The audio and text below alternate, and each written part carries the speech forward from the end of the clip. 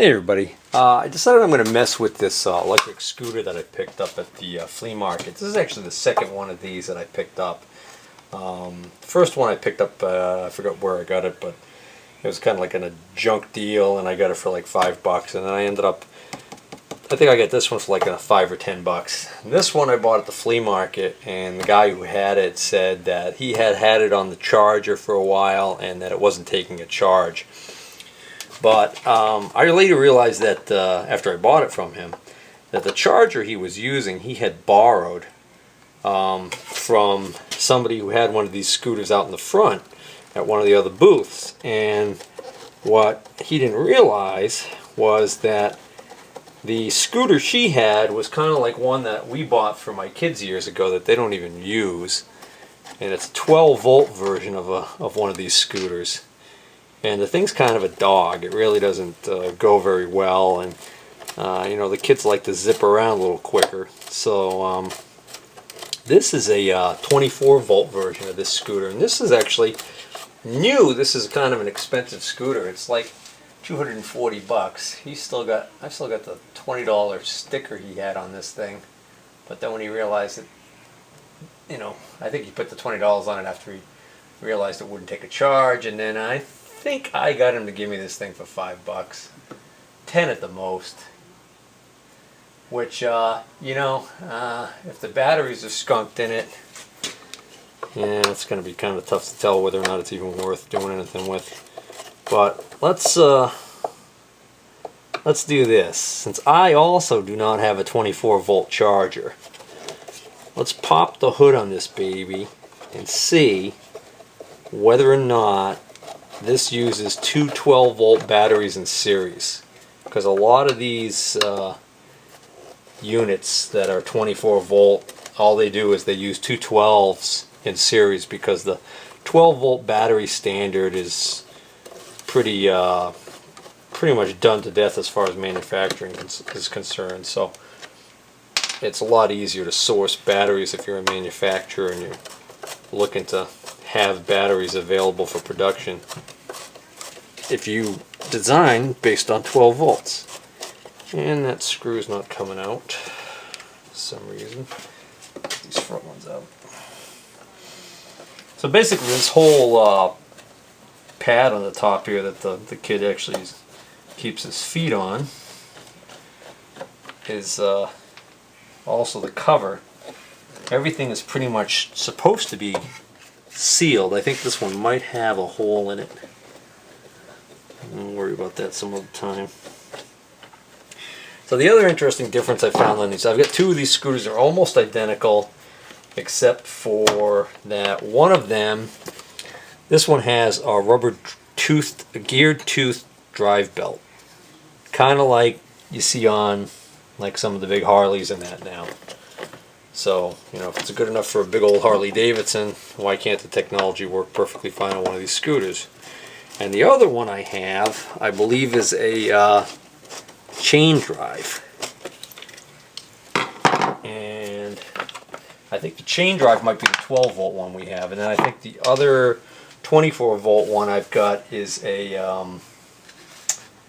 belt drive that's missing the belt. And I didn't want to order. I found the place online I could order a new belt, but I didn't want to get a new belt for it if it ends up being a situation where the thing's going to be junk. So, alright, so here's what we got. You got the good old Bosfa valve-regulated lead-acid battery. Well, you gotta love that. Valve-regulated lead-acid battery. Yeah, right. I don't know what they were smoking when they named that. But, so, yeah, I wouldn't put it past them to play some dirty pool here and have actually glued these in. But, no, maybe they're just in there really tight. Well, we've got these two 12-volt, 4.5 amp hour batteries. So it's as I suspected. They're using two 12s in series to generate the 24.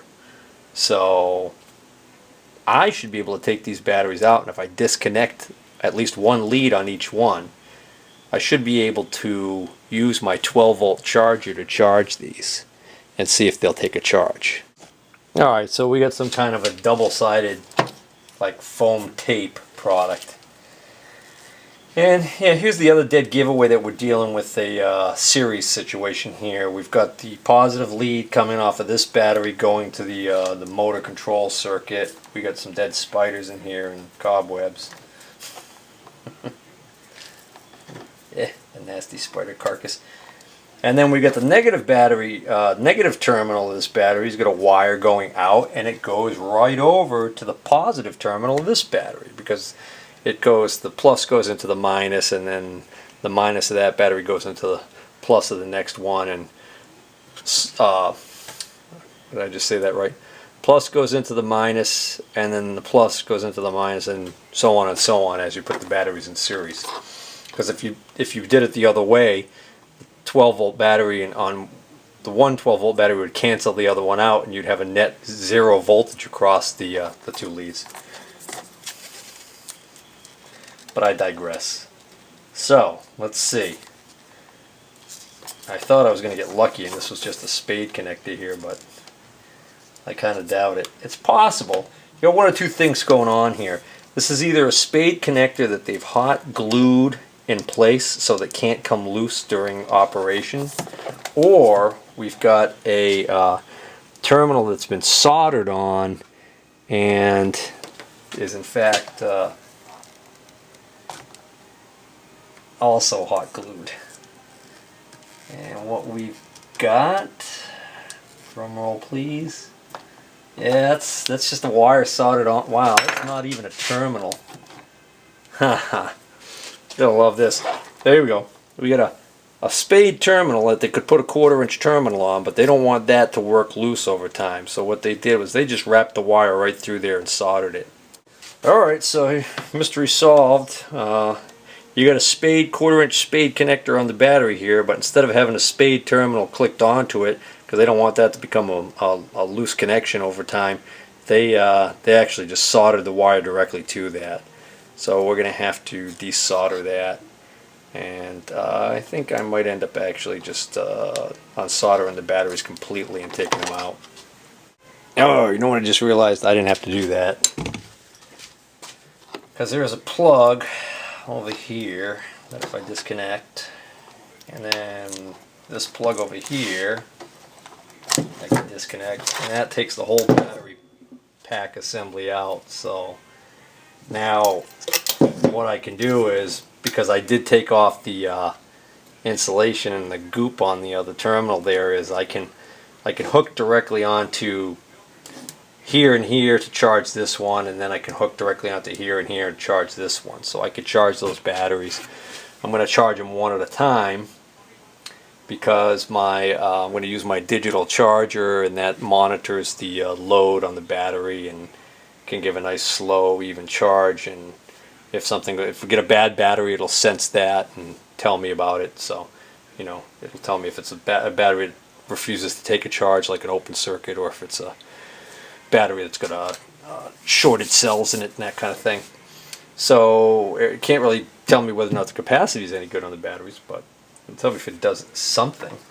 In the meanwhile, I was going to hook up my 12-volt power supply, and then it occurred to me, duh, it's a 24-volt system. I was just talking about that, and I already forgotten about it. 12 volts will work fine to charge the batteries one at a time, because I've isolated them, but as far as actually trying to get this thing to get up and go and do something, I'm going to need a 24-volt supply. Alright, so instead of grabbing my charger right now, I just grabbed my 12-volt regulated bench power supply. This is a great power supply. This is the B&K model 1640 mobile equipment power supply. This is generally used as a regulated power supply source for bench testing and working on car stereos. So when I put this battery across this and I look at the ammeter, I could see that this is drawing absolutely nothing, no current. It doesn't bode well. The whole idea behind it charging would be that it would have to actually draw some current